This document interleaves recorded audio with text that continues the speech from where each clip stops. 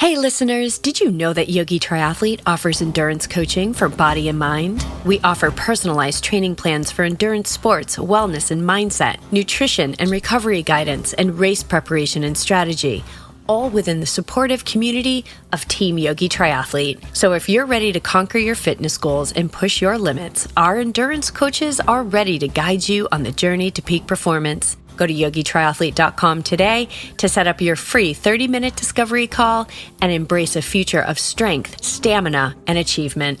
Your goals, our experience, the perfect match for unstoppable success.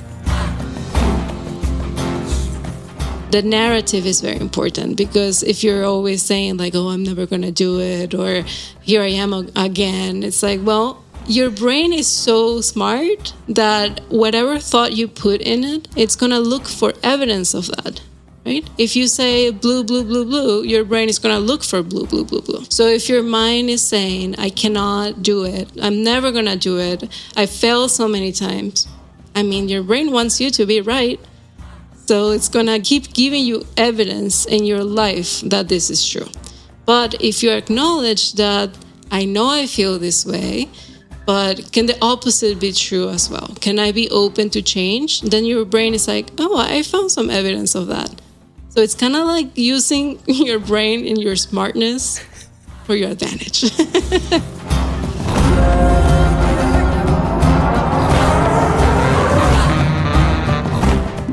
Welcome to the Yogi Triathlete Podcast. This is episode 396 with Dr. Alex Berger. We are your hosts and Yogi Triathlete co-founders, Jess and BJ.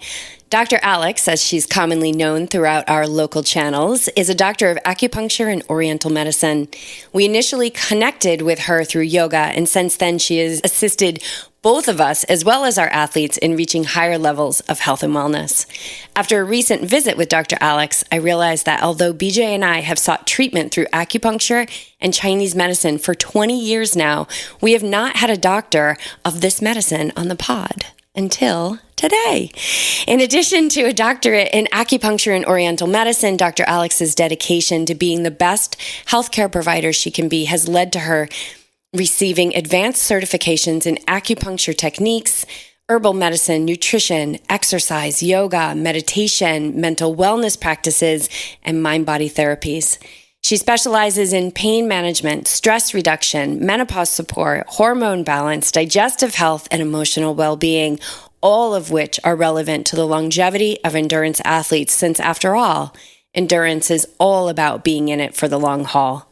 Let's dive in with this brilliant soul and skilled practitioner of one of the world's oldest and most effective medical systems. Dr. Alex, welcome to the show. Thank you so much, and for that wonderful introduction. Thank you for having me here. I'm so excited to be with both of you in this clinic, and I'm very excited about this podcast. Yeah, it's been a long time coming. Like Jess was mentioned in the intro, we've both benefited so much from acupuncture all the way back. I'm thinking back to Boulder, Colorado, when you were in massage school, and there was a clinic nearby that you would get discounts at, I think, or you guys had a referral program with. I was so hesitant to go, of course. Yes, a lot of people are, selling, I'm going to put needles in you to make you feel better. It's really hard. Yeah, so, well, let's pull on that. How do you work with people with that initial fear? I was one of those people, like, how deep is it going to go? Is it going to stay in me when I go? So how do you work with that? Yeah, so usually I distract people by having them talk about themselves and then what's going on, like really share with me why they're seeking something that is so scary, such as poking needles. A lot of people have needle phobias. And I work with kids too, and that was a hard sell because kids don't like injections as much as adults don't. So starting with really knowing why they're here, finding their purpose with their health journey, and then I think explaining how excited I am. Like I wouldn't be excited to put needles on somebody if it wouldn't help them. And really explaining, the amount of pain that, comparing with the pain that you feel with acupuncture, right? Like maybe pulling a hair will be, it's painful, but it's not like the worst pain you've endured, It's like, ow, but it's okay. And then also being very honest. And, sometimes it does hurt. And going from there. And also explaining how excited I am for me to be their first acupuncturist. Because most people are so scared. And seeing them going from very hesitant to, oh, that was it? I'm like, yes. So I usually kind of play with that comfort level. Like I scare them a little bit, but they know what to expect. And then when they actually get a needle, they're like, oh, that was nothing. I'm like, see, can I do another one? I feel like there's that, on the other side of that, there's that dull ache or dull sensation that sort of just, when you leave the needle in there, it sort of just permeates and you kind of sit with that. And it is almost like a relief. Yes. Yeah. I think a lot of pain that people come with, they don't really pinpoint, or sometimes it's like, yes, it's like right here and I can't reach it. And that sensation of the needle doing something, electrical feeling or warmth, is like, I want to describe it like you're literally pinned down to a table to address why you're here. So just relax and let me do my job. And saying things like that makes me responsible and my patients able to relax. And they're going to let go. So it's building that trust between my patient and me, where we're in this together. I'm not going to lie to you. If something's going to hurt, I'm going to tell you. Like, we're in this as a team.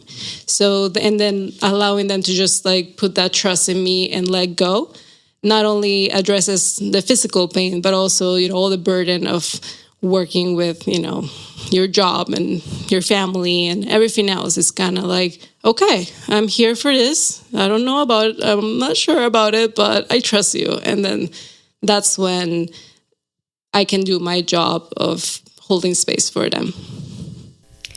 Well, I can attest that your needling skills are second to none, because I was here last week and they're just so gentle. Like and perhaps it was the needles you were using and it was, me in that moment, right? Because we're always changing.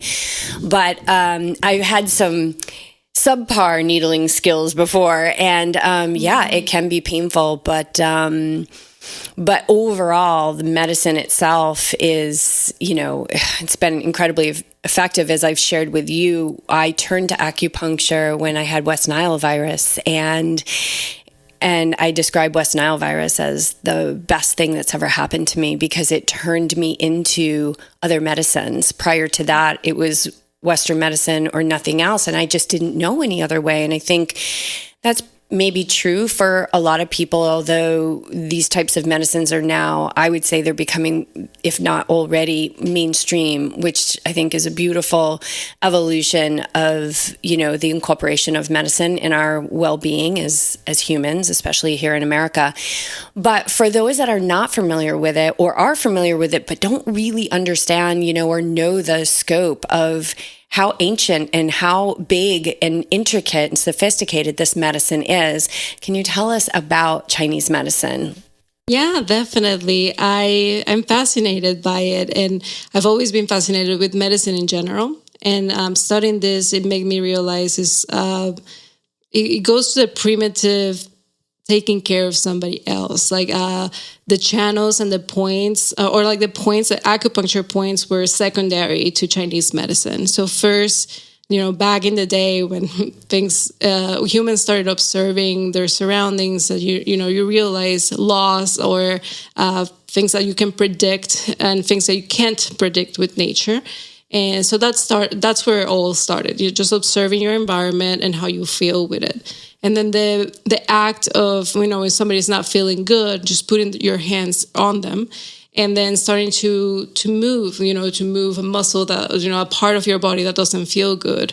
And then realizing that there is a force, there's like a life force energy there, right? Which in Chinese medicine is called qi. In India, they call it prana.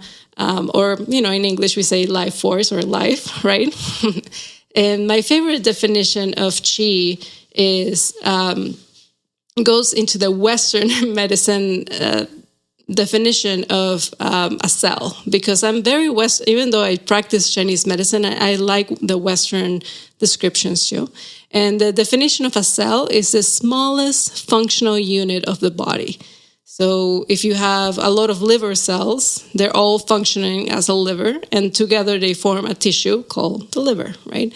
But what makes that cell something different than a cell that is not alive is that life force, right? You have a functional cell that is alive, and that's qi. That what makes it functional and alive, right? So with that in mind, the Chinese doctors said, okay, like this is where do we get this life? Sometimes we get it from our parents because they gave us life. We get it from food. We get it from breathing. We get it from movement. We get it from being protected, like our immune system. And how can we use techniques, therapeutic techniques or lifestyle techniques or meditation techniques to keep this life force healthy so we can have longevity and live with quality of life. So that's like the principle, the most basic principle of Chinese medicine. So that could be done by acupuncture, nutrition, herbs, and a yoga that they call Qigong, right? So movement, right? Movement and mindfulness. So the Chinese medicine principles.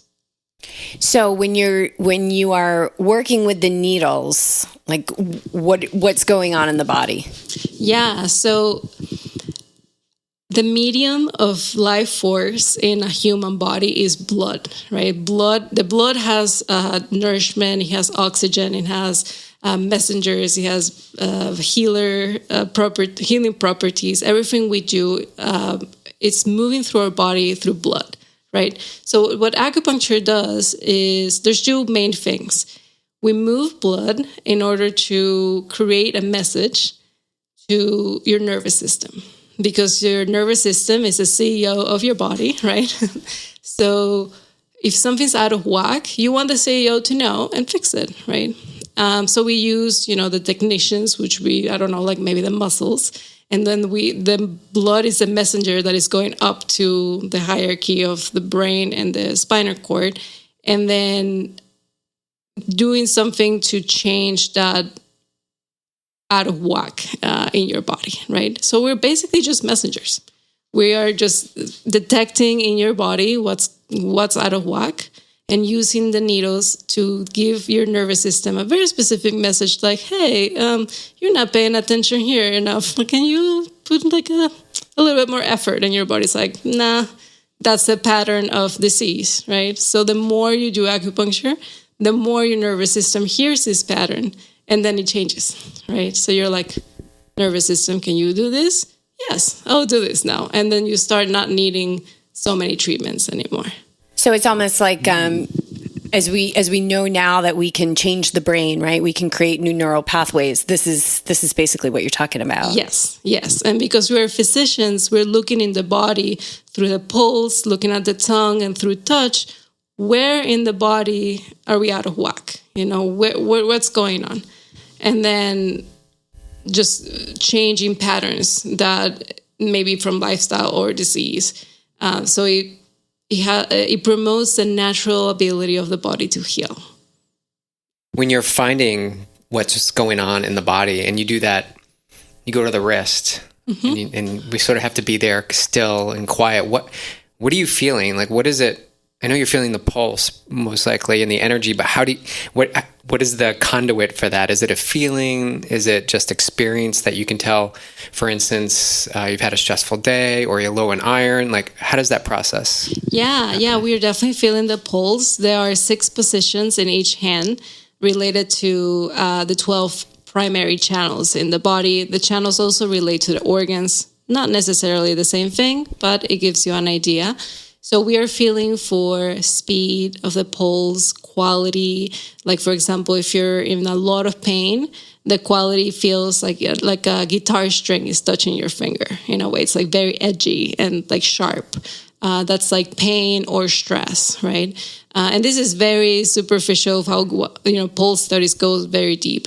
Or maybe you can't feel a position. There's 6 positions that you're feeling, and so you're like, okay, I can feel 1 or 2 really good, but I can't feel the rest. So that gives you an idea of where, out of whack things are.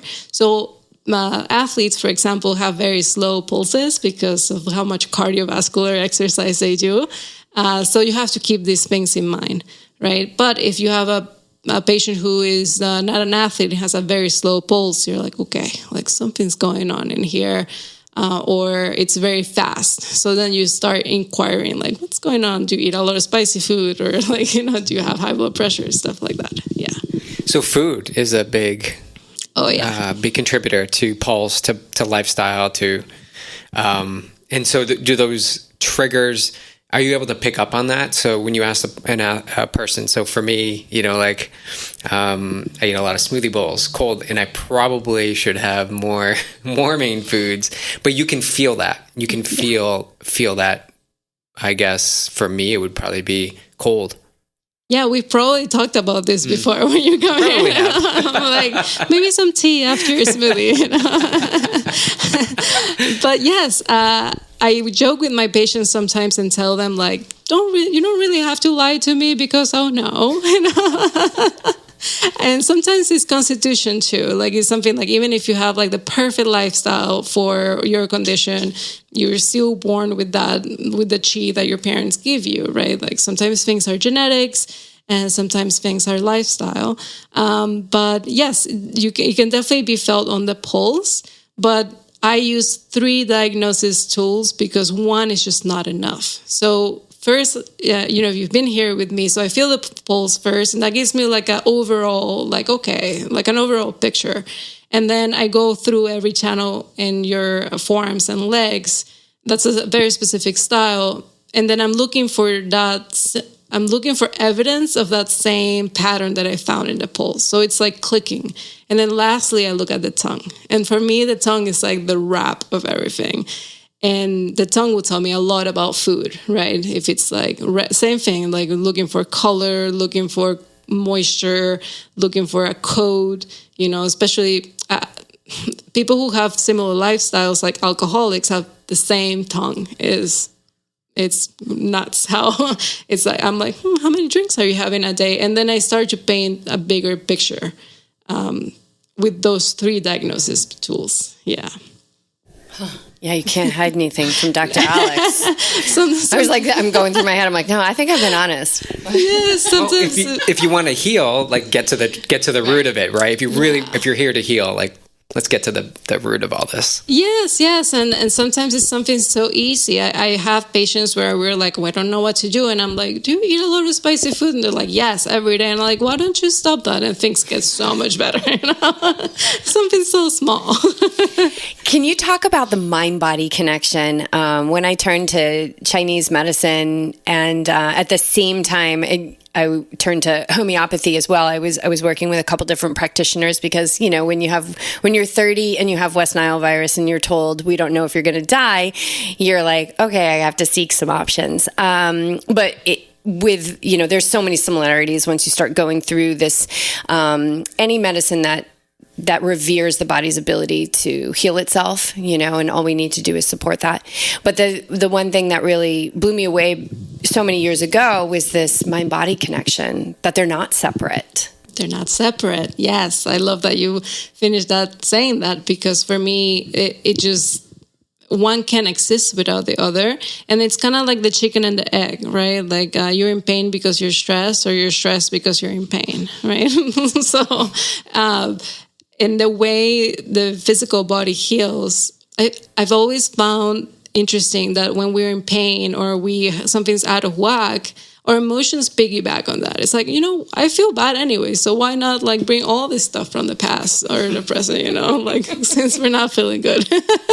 So I see that a lot. And it's amazing how little things like acknowledging that can make a big difference in physical health and in mental health as well. What are some of your favorite go-to like mindful practices? My favorite is just observing how you're talking to yourself. Just that. Not because a lot of people sit here and they say like, I know I should be thinking, or I should be grateful, or it's okay. And I'm like, it's not okay. If it's not okay, just let's acknowledge how you're thinking and how you're talking to yourself. It's okay to not feel okay. And that's my favorite, is just actually giving you the space to feel what you feel, even though you want to be better or you need to show up in a certain way. Here, there's no need to put any shoulds or anything, just what it is. Yeah, and piggybacking that feedback loop of I should be doing stuff, if you should be doing it, you would be doing it, right? There's that element of you would take action on it, but you're not ready for that action yet. So sounds like what you're talking about, just accept where you are, but it's also like accept where you are and trust and believe that you're going to take yourself with your guidance, that you're going to take yourself to where you want to go. But it's that bridging that gap between where we should be, which is so far ahead, and you should have goals and dreams and aspirations, but it's like bring it back to right now. And right now it's really powerful to see where you're at today. Yeah, definitely. It's like the should is already like a failure, right? Because you're not there. And yes, the goals are great and feeling better is great. I'm all up for health, but knowing and like holding space for what's not okay it's understanding, it's data, it's being curious about like, why are you not stopping your habits? Of course, if you could, you would, but let's learn that now, like, let's be okay with where you are right now. And the narrative is very important, because if you're always saying like, oh, I'm never going to do it, or here I am again, it's like, well, your brain is so smart that whatever thought you put in it, it's going to look for evidence of that, right? If you say blue, blue, blue, blue, your brain is going to look for blue, blue, blue, blue, right? So if your mind is saying, I cannot do it, I'm never going to do it, I failed so many times, I mean, your brain wants you to be right. So it's going to keep giving you evidence in your life that this is true. But if you acknowledge that and you're like, wait, I know I feel this way, but can the opposite be true as well? Can I be open to change? Then your brain is like, oh, I found some evidence of that. So it's kind of like using your brain and your smartness for your advantage. How would you, quick little moment, how would you pump the brakes there on the mind seeking that hamster wheel of thought that says, it can't be me. It happens to other people, but not me. How would you recommend to your clients, like, get in that gap? Yeah, it's a practice similar to exercise. You have to be consistent and disciplined and have some little rules, right? Like not criticizing yourself, for example. And then when you're like in having this thought, like, I won't criticize myself, and then you find yourself criticizing, instead of being like, oh, I'm criticizing again, it's like, oh, I'm criticizing. Okay. It's data for you to be curious, and then using negative thoughts as, oh, this is an opportunity, not where to be where you should be, but just to sit and be like, I'm doing this right now. And that will start turning that wheel. I love everything that you're saying about that. And it's so true. Like, just giving people that permission. And I think that includes the three of us too, right? Like the shoulds and the beating ourselves up. It's like, just observe that and just, is the opposite, can the opposite of this be true as well? And I think the breath is a great interrupter, and it's making conscious contact, with the present moment. I want to ask about cupping, because it's all the craze in the endurance world. I was just doing the scroll through Instagram, and I saw, a professional athlete jumping in the pool, and their entire back is just like cupping, all the evidence of cupping. Can you tell us about that technique and why it seems to be particularly helpful or trendy in the athlete world? Yeah, well, I think it's trendy because it kind of looks cool in a way. Like it's like a very circular bruise. It's like, how did you do that? I don't get it, And then you have heart shapes, and it's like a very brandy thing, right? Have you seen the cups that have like a heart shape? No, I love that though. It's great. I mean, it's great for your medicine, right? It's like, yeah, make it as trendy as you want. Let's keep going. Super cute, yes. Super cute. But yeah, cupping is a great technique. I like to describe it as the opposite of a massage, right? Because a massage, you're pressing down the muscle to cut the circulation, and then you take your hand off and all the blood rushes. Cupping is the opposite, right? It lifts the skin and the tissue so the blood can run through. So again, stimulating circulation, again, moving blood, which is our medium, right? Acupuncture is our blood benders. So I think for athletes is very helpful because endurance training creates a lot of breakage in the muscle, right? The muscles are breaking down all the time. And it creates pools of blood, right? Like blood not moving, and tension and tightness and exhaustion. So the cups will get very purple and the more blood is not moving. So that's why in athletes you see these like black, dark purple circles. And the theory behind it is like the more you move the blood, the less purple the circles should look, right? So I think for athletes it's important and it's helpful, just as anything else. But because you are exhausting the muscle and you're creating these pools of blood, it really helps with that continuous circulation after breaking the muscle. When I had cupping done years ago, I haven't had it recently, I remember one spot or two spots, and under the cup, it would actually like pull out like stringy, I think it was blood, but it was like gunked up. Is that a thing? Yes, that's a thing. Is that okay? It's a thing. It's a thing. We've seen a lot of patients that have like a thick kind of. It's like a thick sweat. Yeah. And sometimes it's black. So that is talking more in like the toxicity that can be in the muscle. Maybe lifestyle related, maybe it can be dermatological. It can be even, we're talking about mind connection. It can be like mental strain in the body. But it's very possible. I think mostly related to diet and deeper conditions, like blood conditions. Mm-hmm. Interesting. I have to get it done again and see if anything else comes out. I know you're so intrigued by that.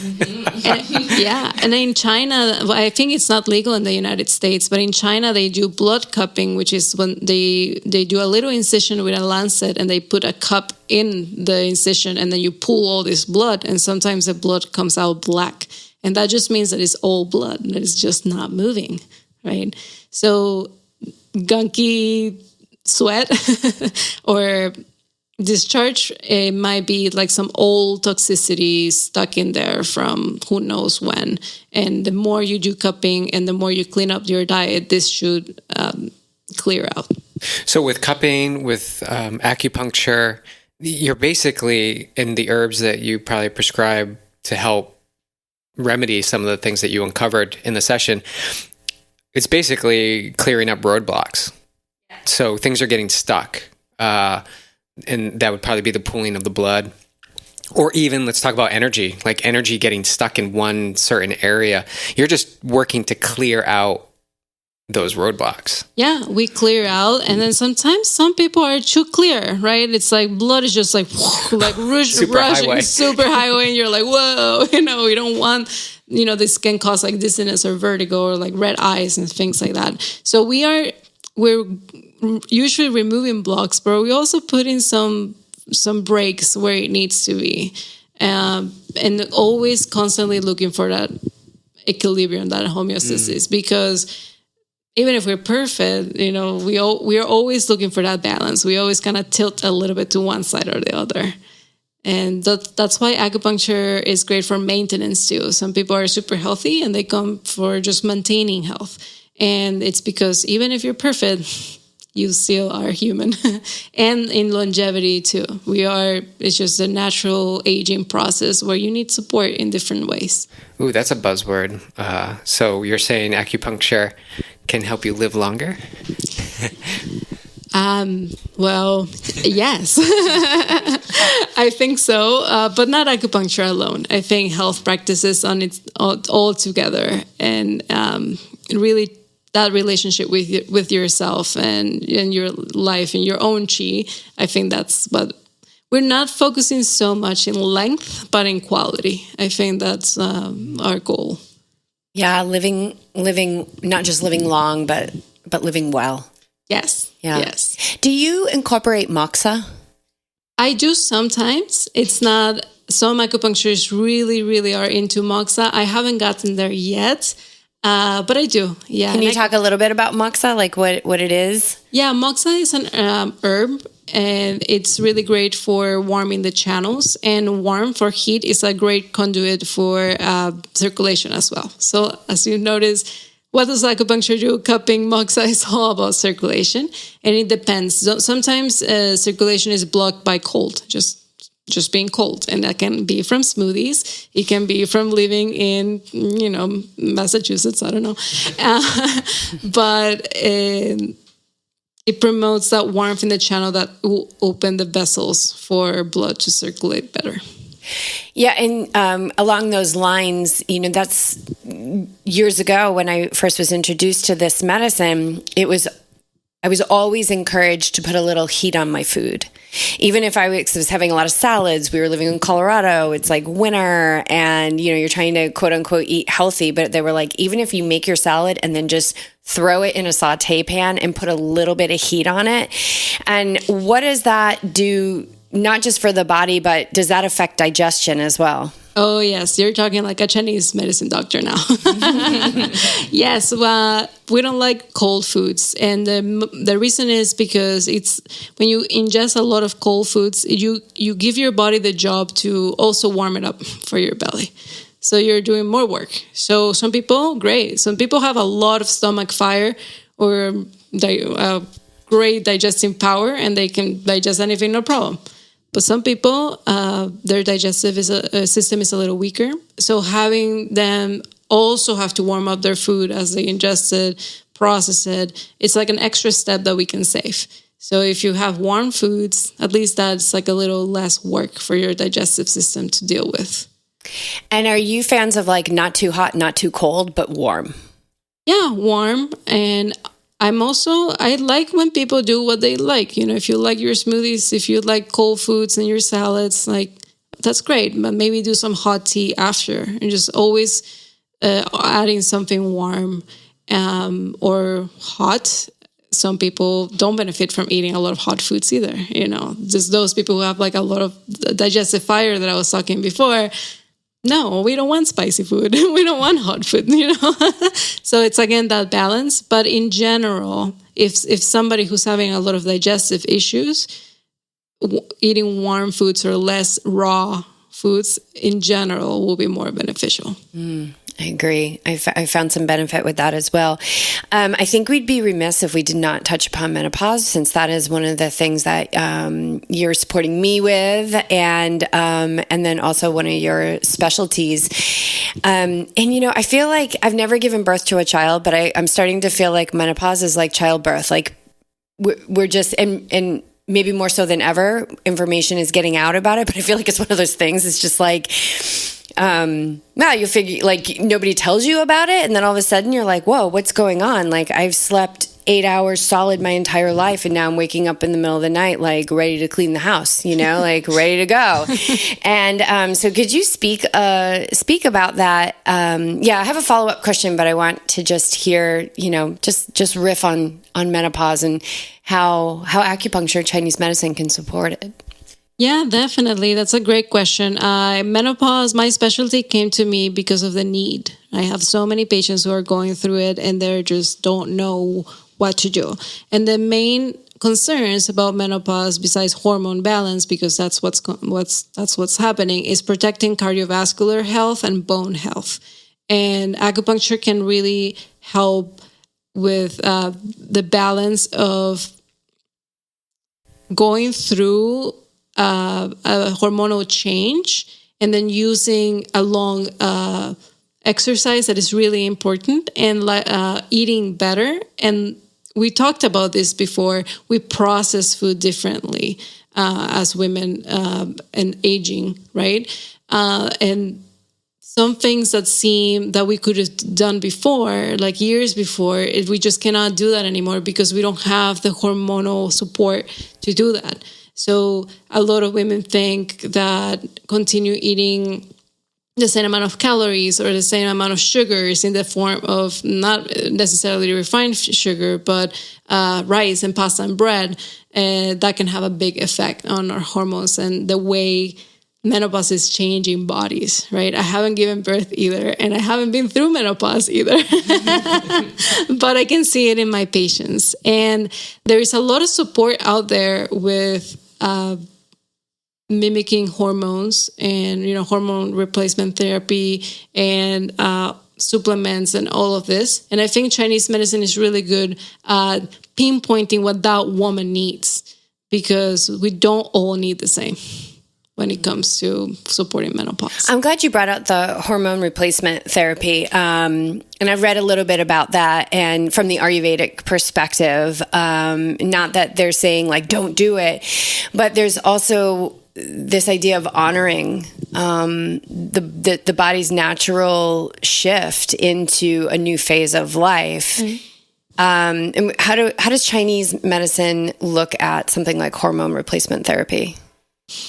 Well, it is a little tricky because we usually don't recommend pharmaceuticals unless they're extremely important. So once again, it depends on the woman and what symptoms is she suffering in that moment, right? Because some things can be really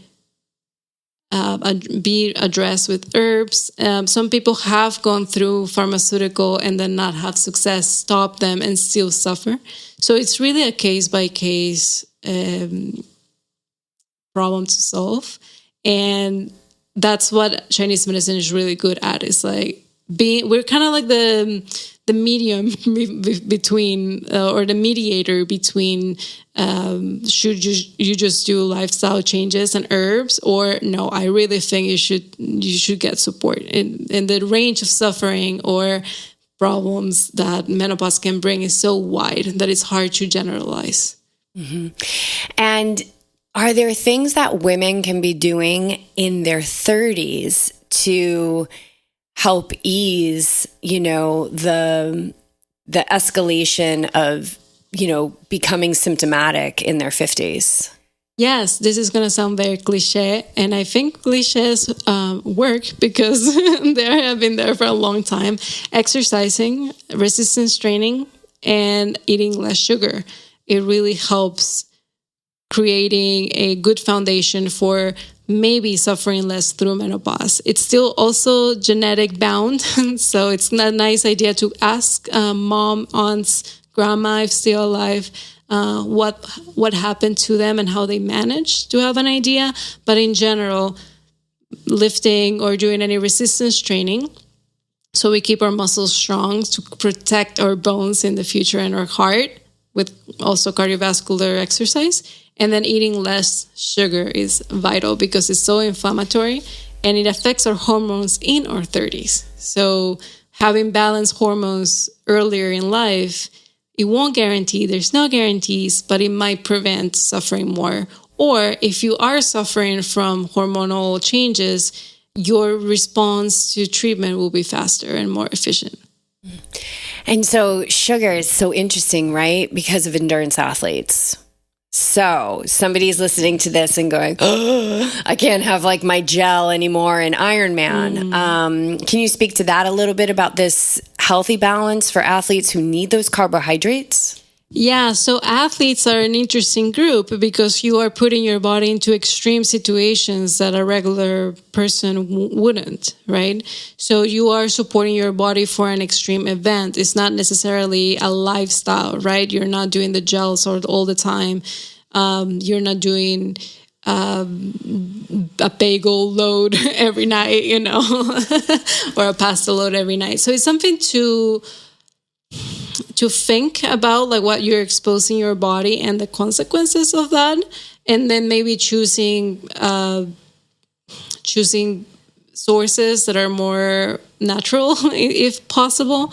I know some of those gels are great, and I think knowing what you're doing, what exposure you're putting your body into, and then just acupuncture. I've supported patients in between races where you endure. You do what you gotta do carb wise, and then you have like a recovery phase where you can balance that out. And I like that because, again, just like I support a smoothie and ice cream, sometimes I want to support the ability to endure athletic events as well.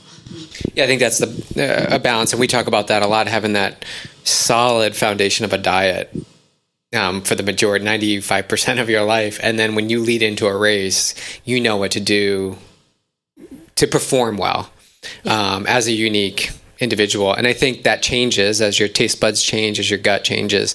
So I think what has happened is we got carried away a little bit, and we're taking these sugars in every workout, every day, and then we're always hopped up. But I think, and we've experienced this, I know Jess and I personally, having this whole food plant-based diet lifestyle going, and then you lead up to a race, and for 72 hours, 48 hours, you're not really having anything green or healthy. You're kind of like eliminating the work of the stomach and keep things super simple. But then right after that, it's right back to it. What is Chinese medicine? What is their perspective on the extreme endurance? Like, us, me, you've worked with me, my heart rate, it's low. You feel that. You look at the way my body reacts, how there's times where there's sensation and blockages, but there's also times when things are moving pretty clearly. And I wouldn't say I'm extreme, but I do endure for a long distance. What does Chinese medicine think about going to that extreme level or pushing? Yeah. And when you sweat and you endure so much, it's kind of like similar situation for like giving birth or going through traumatic surgery where you lose a lot of fluids. And that has an effect on aging or longevity because you're putting your body through an extreme situation. So I think the Chinese medicine perspective is don't do it if you don't have to do it because we want to preserve that chi, right? So I think it goes similar to what we talked before, and then yes, the balance. If it's something that you want to do and you know in your heart this is your purpose and you can do this extreme act, then really putting space to rest and recover. And know Chinese medicine, if you come to me, for example, I'll give you herbs to build your blood back up, make sure you're eating enough protein. And it's something that also with menopause, the conversation we were having similarly, and like sugars have to come down because the inflammation, and protein has to go up because you want to rebuild these muscles that were overexerted. So we're talking about that balance. An extreme will take you to that extreme. So then you have to extremely, take care of that part, supplement, rest. I think we've talked about resting, and my athletes are difficult because they don't want to rest. And I don't want to rest either. So I think that's the part where acupuncture and Chinese medicine really helps. Again, with that, you're literally pinned down to a table to relax and being reminded that you need to rest if you want to continue with the lifestyle that you love. I love that pin to the table. I remember, I don't think you do it. Maybe you do. You leave the room, like when they put the needles in and they're like, I'm just going to leave for a little bit. And it's like, whoa, you're in there by yourself. Like, man. You're like, please don't roll over. And it's funny because the longer I wait there, the more energy flow I feel, the more dull ache, it kind of dissipates. And then you're just like in this euphoric state a little bit. And then I do want to touch upon when you come in and you do this, like you start at the forehead and you go around the body, and it's kind of trippy because I feel you on my left arm and hand, and then all of a sudden you've gone around the whole body, and then you're back at the top, and I'm like, somehow I didn't feel anything on that other side. Yeah. What is that from? Is that just... I don't know. It's just euphoric. So yeah. Yes, I have. It's very funny. Most of my patients say that, like, wait, I thought you were touching my feet. How come you're touching my head now? Like, how can you be in two places at the same time? And I think it's that the relaxation, the letting go that we were talking at the beginning. This type of routine that I do, I don't call it any specific healing technique, is me kind of being there, just kind of like having your back and reminding you that you don't have to do anything. It's me doing my job. And people actually, just doing that for my patients, relax them enough to you're kind of like in between sleep and not sleep. So then you think I'm doing something, but I'm just holding your back. I just got your back, basically. And it's great. I find it very fascinating because it's not like an energy transfer. I'm not reading you. I'm not doing anything else than just holding that space for you. And another principle of Chinese medicine is that the only way the body can heal is that your flight and fight response is off. Because when you're running from a lion, your body's like, well, you have like a little scar there. Why don't we put some energy into that? It's not going to go there. Or I know you have like some sort of bacterial infection in your belly. Why don't we use the energy for that? Your body's going to be like, we have to run and be away from this danger, right? But in acupuncture, we activate the other side, the parasympathetic nervous system, which is the rest and digest. When you're completely resting, your body's like, you know what? It's time to address this.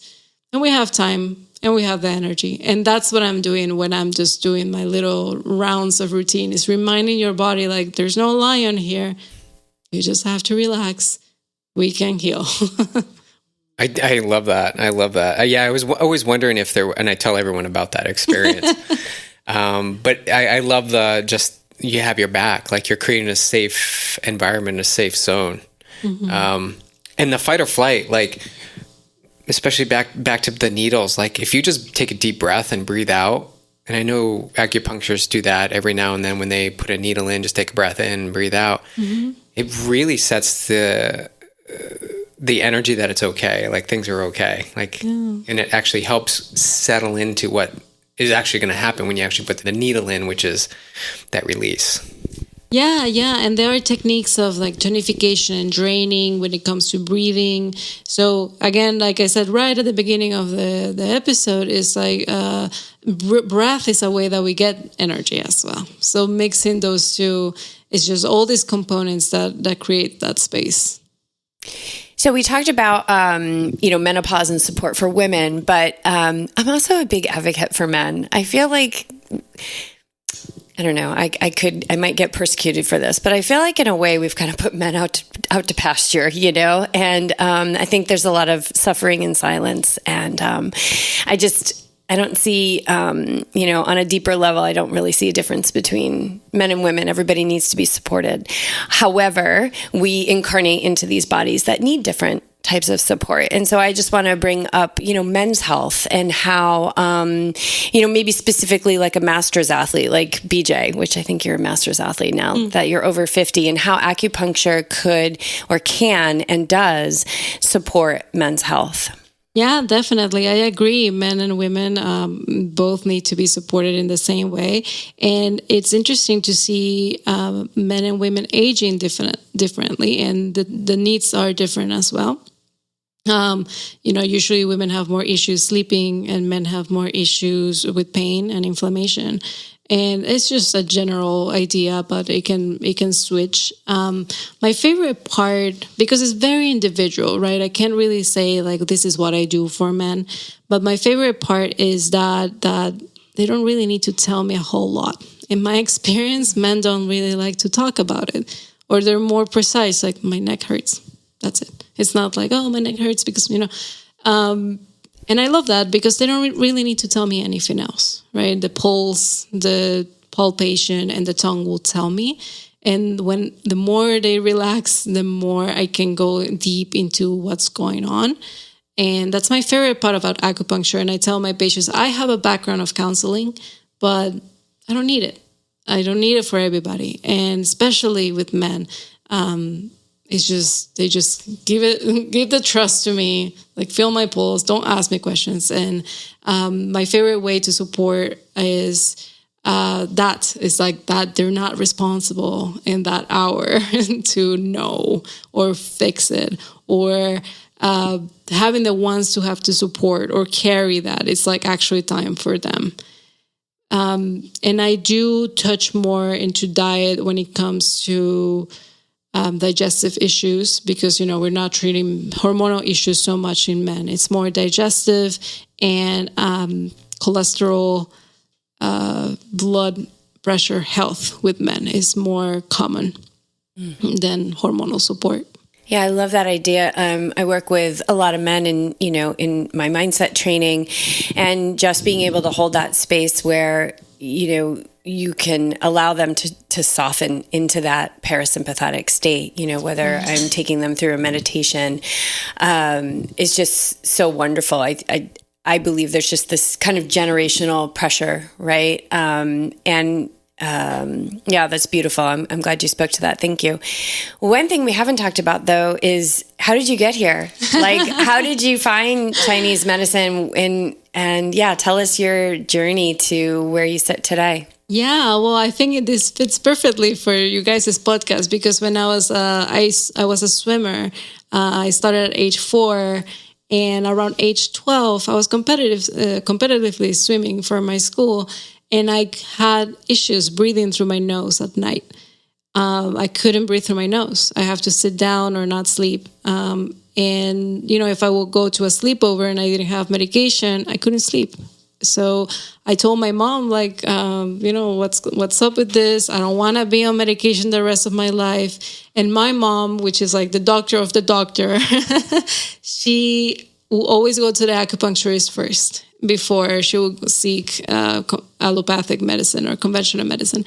And she's like, let me take you to my friend and we'll see. And I go to this office in Venezuela. I grew up in Caracas, and really interesting office, smell like incense, I don't know.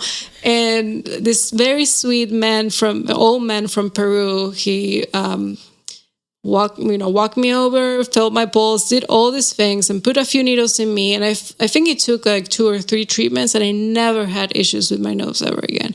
And I was like, wow, I want to be like this guy when I grew up.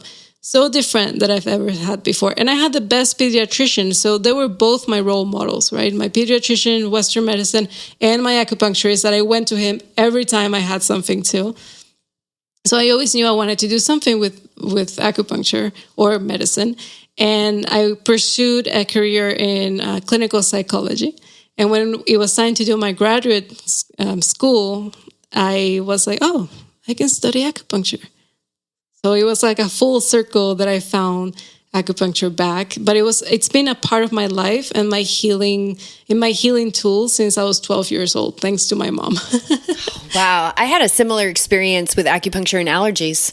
Wow. Had, maybe 1 to 3 sessions, and I haven't had allergies since. I was like so stuffed up, and I got allergy shots and all those things, and nothing really was sustainable. And so it's so unique, it's so unique. We are such unique bodies and unique beings, our histories and everything. And that's what I love about it too, is that we're not templates, that you're really caring for the individual.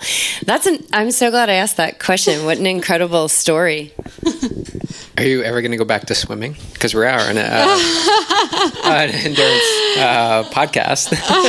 Wow, I don't know. Last time I went in a pool, and I remember my competitive years, and I was like so confident, and I did like 2 laps, and I was like dying. And then I smelled like chlorine the whole day. I was like, what's happening? But maybe, I don't know. I'm open. You do long hikes and walks, don't you? Yes. Yeah, that's my favorite. Yeah, with Frida. With Frida, my dog, yes. Who's sometimes here at the clinic. Sometimes I bring her, and she's very sympathetic. She'll put her head on my patients and be like, pet me, you will feel better. What do you love about what you do for this? Is I'm assuming, because we're people who pursue our passion, and it's now become our business. What is it about it that you love so much? My favorite thing is to grow with my patients. What we were touching about, just being present and being open to change. I feel that, well, first it keeps me very honest, because sitting here and being like, well, you have to do some changes, really makes me check in with myself and see how am I doing these changes, and growing with my patients, like that vulnerability of like, I don't have it all together, but we're here and let's do the best we can together. So my favorite part is to be able to be in my own journey as I hold space for others. So I feel it's like a give and receive practice, and I really like that. We all time to wrap it up. All right. We could talk forever about this stuff.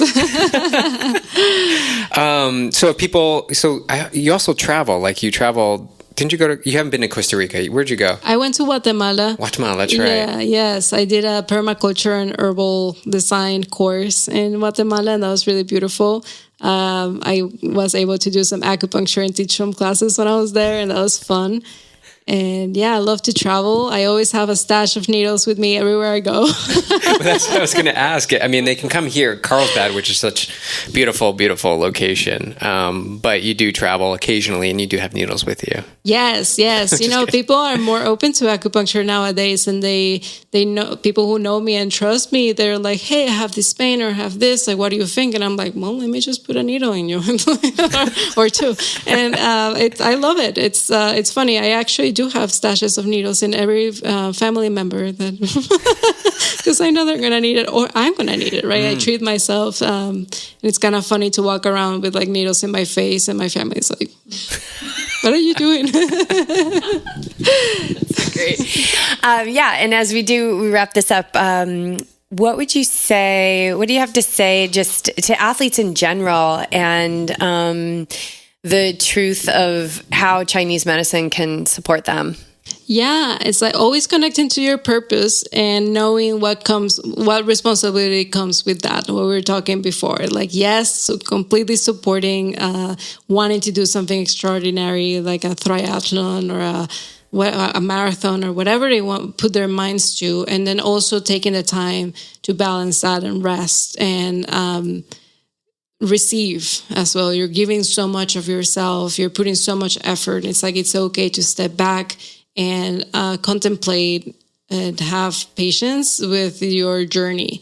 And also, as you age, understanding what comes with that to slow down. So I think for athletes, is the most important thing is balance, but that is the same thing for everybody, right? It just depends on where do you want to take that balance, or what degree do you want to take that balance to the extreme.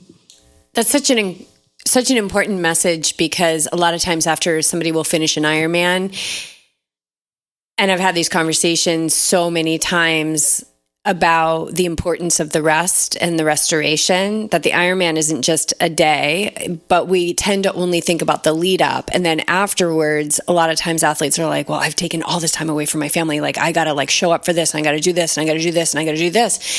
And it's like they enter into this or stay heightened in their nervous system because they feel like guilty. Mm-hmm. Yeah. They feel guilty. And I think that that's an incredible message to remind everyone that, to take that time to recover and rest. But it doesn't have to be hours or days. It can be, would you agree, like in a busy life, maybe a family, somebody head of the household who has taken all this time to train for something big and now is on the other side of it, that even just a little bit every day adds up. Definitely, yeah. And then it was touching on what we were talking before, like that evidence of like, the way you talk to yourself. If you're guilty, like, okay, this is data. Why do I feel guilty? And then going deep into that. And it doesn't have to be super deep, like, oh, I need to understand. Just holding space for how you feel. And that's a practice that we need to do every day. And I think that is the most challenging. But we're here to remind, our patients and our clients that we're all doing that. And then we got our back, right? We all support each other. And that little is, because even if you spend like 30 days after a race and you're like meditating and whatever, that doesn't really change the fact that it's that subtle awareness where you're like, oh, I feel this way. What's up with that? And that's all you need to do. It's so subtle, right? And you can do that while you're with your family or when you're training. It's just a constant reminder. We fall off the wagon, we get back on it. It's again a balance. It's always a balance that we have to do it every day. Just checking where the balance is and not where it should be or where it's not. It's just what it is. Perfect. Let's wrap it up and put a pin in it there. You're on Instagram? I am. Where can people find you and follow you? Yes, you can find me at dr.alexberger on Instagram. And my website is dralexacupuncture.com. And all my information is there. All right. Awesome. Thank you so much, Thank Alex, you. for being here. And I'll see you tomorrow for my appointment. Oh, amazing. Thank you so much.